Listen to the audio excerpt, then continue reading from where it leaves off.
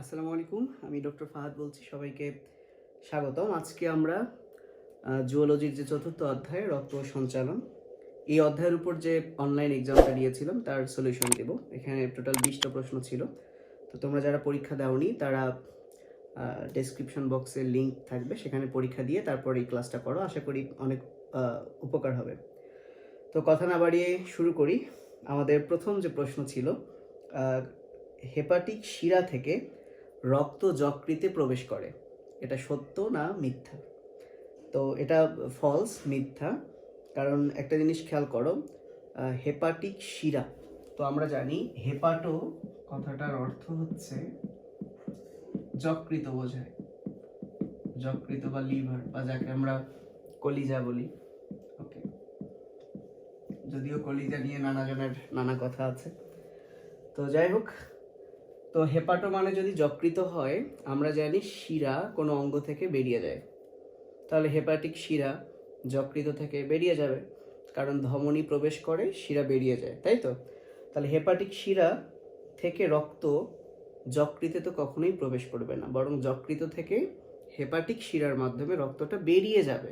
বেরিয়ে কোথায় যাবে? বেরিয়ে হৃৎপিণ্ডে যাবে।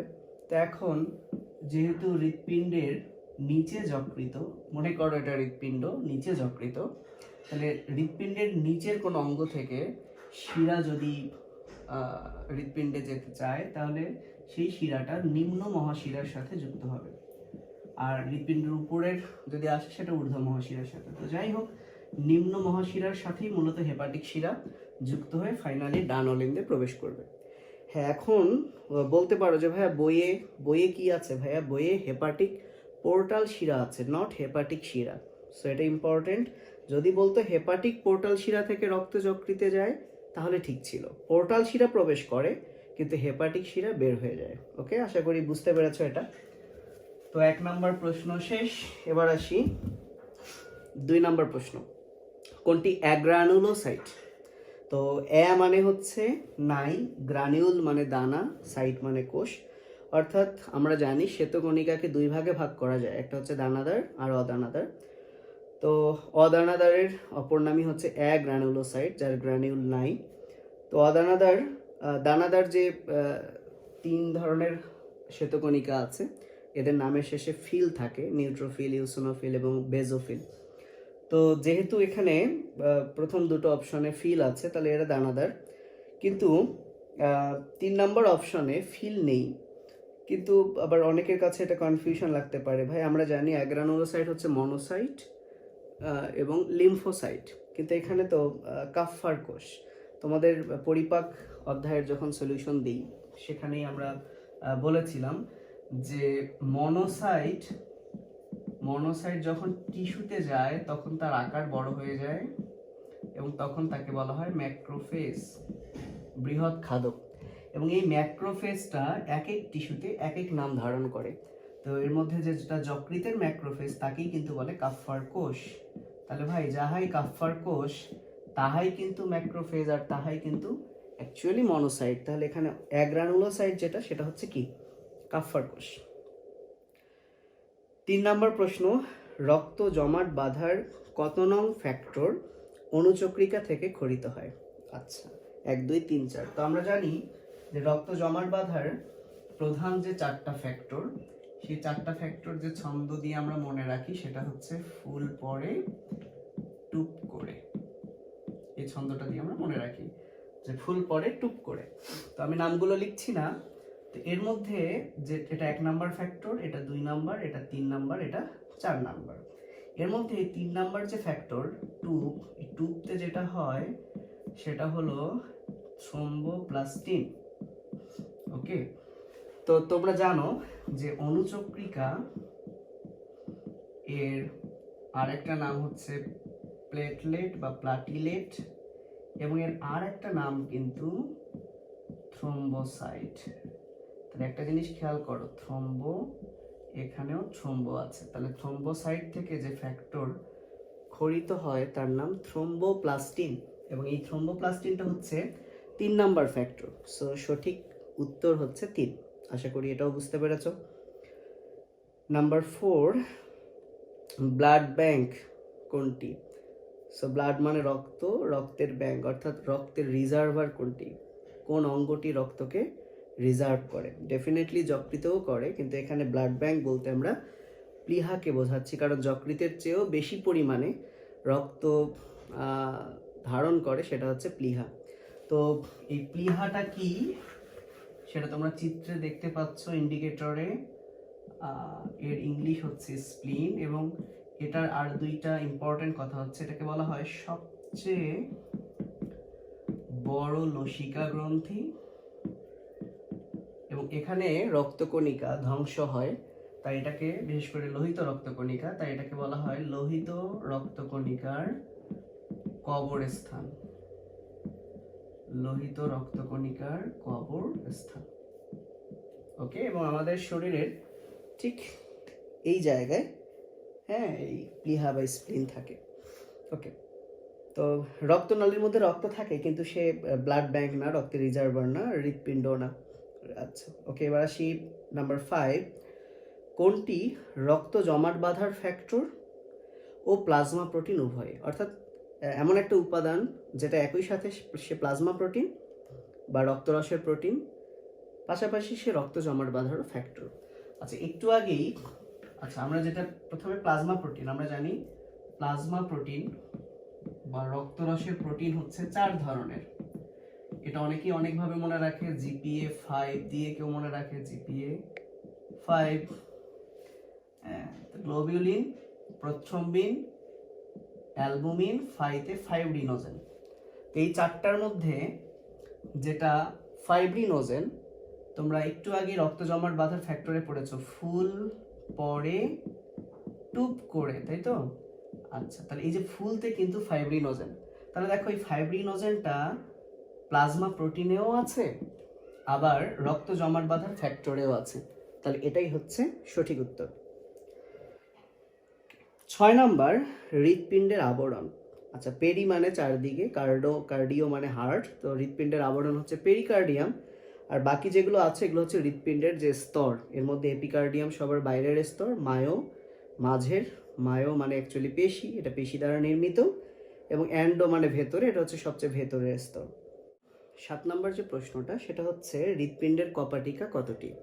তো হৃৎপিণ্ডের কপাটিকা চলো কাউন্ট করি। একটা হচ্ছে বাইকাস্পিড, ট্রাইকাস্পিড, অ্যাওর্টিক, পালমোনারি, যে দুটাকে আবার একত্রে সেমিলুনার বলা হয়। তো এই 4টা কপাটিকা আমরা সবাই জানি যারা ক্লাস 9-10 পড়ে আসি। আরও 2টা কপাটিকা আছে, একটা হচ্ছে ইউস্টেশিয়ান আর একটা হচ্ছে থিভেসিয়ান। তাহলে হৃৎপিণ্ডের কপাটিকা কিন্তু মোট 6টি। তো এই 6টি কপাটিকা পরীক্ষায় খুব আসে, কোনটার অবস্থান কোথায়, কার ফাংশন কি, কে কোন ধরনের রক্ত, কে অক্সিজেন যুক্ত, কে কার্বন ডাইঅক্সাইড যুক্ত পরিবহন করে, সেটা জানতে হয়। ওকে, এবার আসি 8 নাম্বার, কোন কপাটিকার 3টি ভালভ বা কাস্প থাকে? এই যে আমরা বলি বাইকাস্পিড, সো কাস্প বা ভালভ মানে পাল্লা।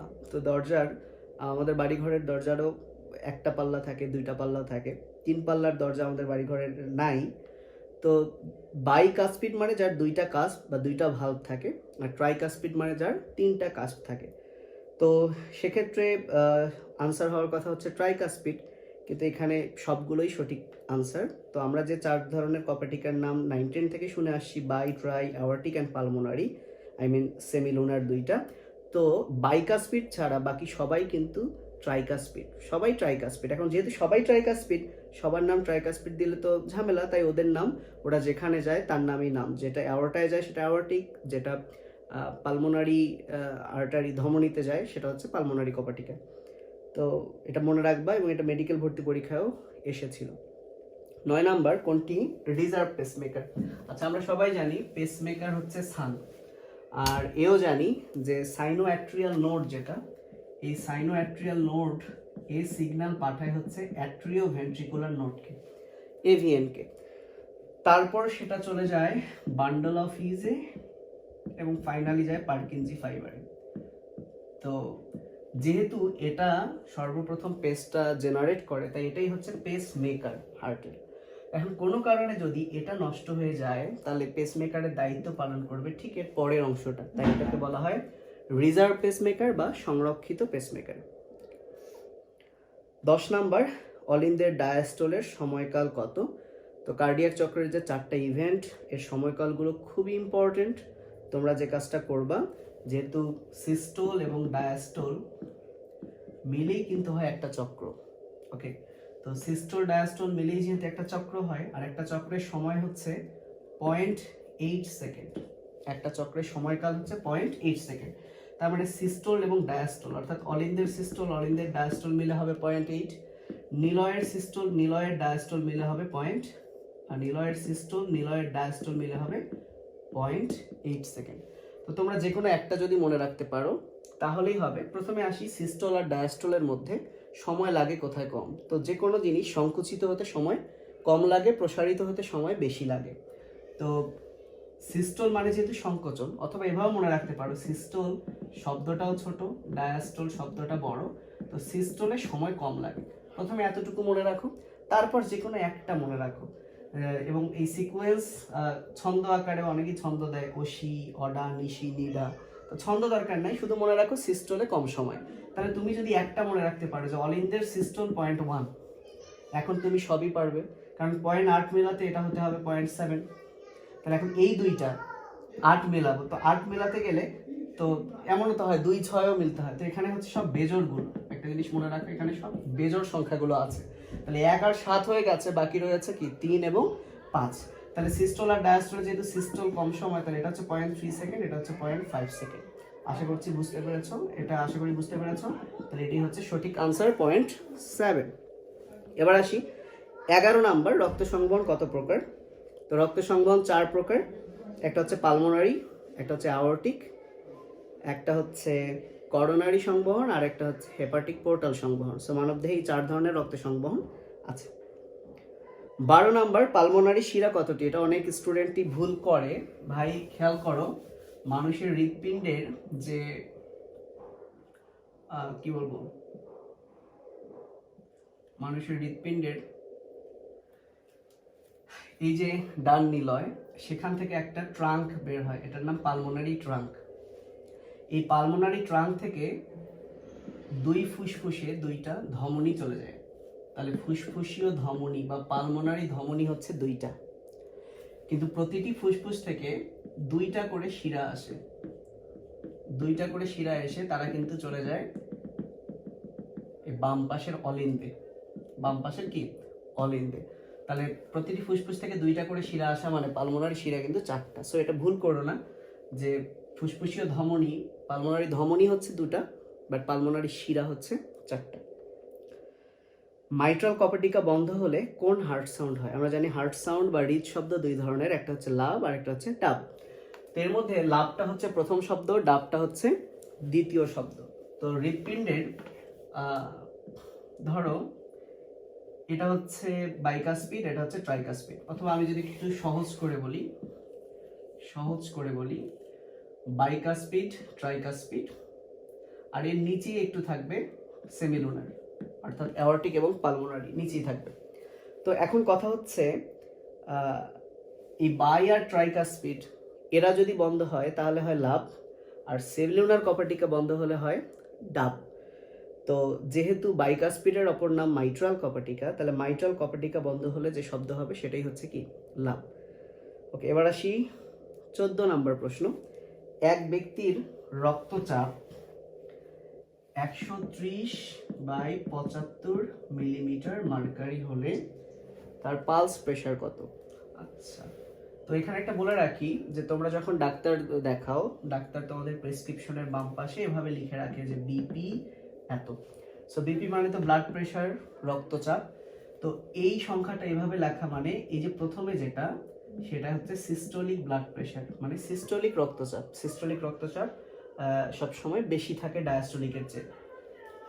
আর এটা হচ্ছে ডায়াস্টোলিক ব্লাড প্রেশার বা ডায়াস্টোলিক রক্তচাপ। এবং যেটা পালস প্রেশার বা এর বাংলা হচ্ছে স্পন্দন চাপ বা নাড়ি চাপ, এই পালস প্রেশার হচ্ছে সিস্টোলিক ব্লাড প্রেশার থেকে যদি আমরা ডায়াস্টোলিক ব্লাড প্রেশারকে বিয়োগ করি তাহলেই পাবো পালস প্রেশার। তাহলে 130 থেকে যদি 75 বিয়োগ করি তাহলে 55 মিলিমিটার মার্কারি হয়। সো 55টা লিখতে বলা হয়েছে পরীক্ষায়। আচ্ছা, এবার আসি 15 নম্বর প্রশ্ন। আমাদের 15 নম্বর প্রশ্ন হচ্ছে হার্ট অ্যাটাকের পূর্বসূরি কোনটা। Myocardial infarction. আচ্ছা, মায়োকার্ডিয়াল ইনফার্কশন সংক্ষেপে MI। মায়োকার্ডিয়াল ইনফার্কশন এর অপর নামই হচ্ছে হার্ট অ্যাটাক, তাহলে এটা তো না। অ্যানজাইনা পেক্টোরিস, পেক্টোরাল মানে বক্ষ বোঝায়, সো অ্যানজাইনা মানে ব্যথা, তাহলে অ্যানজাইনা পেক্টোরিস মানে বুকে ব্যথা। আর হার্ট ফেইলিওর, তো সিকোয়েন্সটা হচ্ছে আগে অ্যানজাইনা পেক্টোরিস হবে, দেন হার্ট অ্যাটাক বা MI হবে, তারপর হার্ট ফেইলিওর হবে। তাহলে হার্ট অ্যাটাকের পূর্বসূরি হচ্ছে অ্যানজাইনা, তাহলে আগে হবে অ্যানজাইনা, এরপরে MI, দেন হার্ট ফেইলিওর। ওকে, এই হচ্ছে সিকোয়েন্স। আচ্ছা, আমাদের 16 নম্বর প্রশ্নটা হচ্ছে পেসমেকার কত প্রকার। তো অনেকেই আনসার করেছো 3 প্রকার। কারণ আনসারটা কেন 3 প্রকার করেছো, কারণ পেসমেকারে লিড বা তার থাকে একটা অথবা দুইটা অথবা তিনটাও থাকতে পারে। তো যদি একটা লিড থাকে সেটা একটা প্রকোষ্ঠে যাবে, সেটা এক প্রকোষ্ঠী পেসমেকার। তাহলে দুইটা দ্বিপ্রকোষ্ঠী, তিনটা হলে কি হয় ত্রিপ্রকোষ্ঠী। কিন্তু এখানে উত্তর হবে 2 প্রকার। খেয়াল করো, আমাদের হৃৎপিণ্ডে নর্মাল তো একটা পেসমেকার আছে যাকে বলা হয় সান, SAN, সাইনো অ্যাট্রিয়াল নোড, তাই তো। তো এই পেসমেকার যখন নষ্ট হয়ে যায় তখন কিন্তু আমরা একটা কৃত্রিম পেসমেকার ইউজ করি, যেটাকে আমরা কৃত্রিম বা যান্ত্রিক পেসমেকার বলি। তো সেই যান্ত্রিক পেসমেকার 3 প্রকার লিডের উপর ভিত্তি করে, একটা লিড হলে, বুঝতে পেরেছো। তাহলে আমি তো বলি নাই যে যান্ত্রিক বা কৃত্রিম পেসমেকার কত প্রকার, তাহলে 3 হতো। আমি বলেছি পেসমেকার কত প্রকার। পেসমেকার 2 প্রকার, একটা হচ্ছে প্রাকৃতিক পেসমেকার আর একটা হচ্ছে কৃত্রিম পেসমেকার, অর্থাৎ একটা সান আর একটা কি কৃত্রিম। ওকে, আশা করি বুঝতে পেরেছো। পেসমেকারের আবরণ কি দিয়ে তৈরি, এটা আমাদের 17 নম্বর প্রশ্ন। ওকে, 17 নম্বর প্রশ্ন। তো অনেকেই লিথিয়াম দেখেই আবেগে আপ্লুত হয়ে লিথিয়াম দাগিয়েছ। ভাই, লিথিয়াম হচ্ছে পেসমেকারের ব্যাটারি, যার আয়ুষ্কাল 5 থেকে 10 বছর, কোথাও কোনো বইয়ে 15 বছর লেখা আছে। কিন্তু এই পেসমেকার টাইটেনিয়াম এর আবরণ দ্বারা কিন্তু আবৃত। সো এখানে কিন্তু বলা হয়নি যে ব্যাটারি কি দ্বারা তৈরি, বলা হয়েছে আবরণটা। ওকে, এবং টাইটেনিয়াম অনেক হালকা, বা এর সুবিধাগুলো কেমিস্ট্রিতে তোমরা পড়বে বা পড়েছো অনেকেই। 18 নম্বর, অ্যানজিওপ্লাস্টি 4 প্রকার। তো balloon angioplasty, laser angioplasty, coronary stenting এবং করোনারি অ্যাথেরেক্টমি। এর মধ্যে 19 নম্বর যে প্রশ্নটা, সবচেয়ে প্রচলিত অ্যানজিওপ্লাস্টি কোনটি। তো করোনারি স্টেন্টিং, এটাকে আমরা বলি রিং পরানো, সো এটাই এখন সবচেয়ে বেশি চলছে আর কি। সো এটাই হচ্ছে উত্তর, যে সবচেয়ে প্রচলিত অ্যানজিওপ্লাস্টি হচ্ছে করোনারি স্টেন্টিং। আমাদের সর্বশেষ প্রশ্ন, হৃৎপিণ্ডের ছন্দ বেড়ে গেলে একে কি বলে। সো 2টা শব্দ আছে, 2টা শব্দ, ট্যাকিকার্ডিয়া আর ব্র্যাডিকার্ডিয়া। নামের শেষে কার্ডিয়া আছে, তার মানে এটা হার্ট রিলেটেড। আর ট্যাকি এই শব্দটার অর্থ মনে রাখো বেড়ে যাওয়া, আর ব্রাডি মানে হচ্ছে কমে যাওয়া। তাহলে ট্যাকিকার্ডিয়া মানে হার্ট বিট বেড়ে গেছে, ব্রাডিকার্ডিয়া মানে হার্ট বিট কমে গেছে। তো ধন্যবাদ সবাইকে, আশা করি কোনো কনফিউশন থাকবে না। তারপরেও যদি থাকে তাহলে অবশ্যই কমেন্ট করো, আমি ইনশাল্লাহ আমার কোনো ভুল থাকলে বলে দিব। আসসালামু আলাইকুম সবাইকে।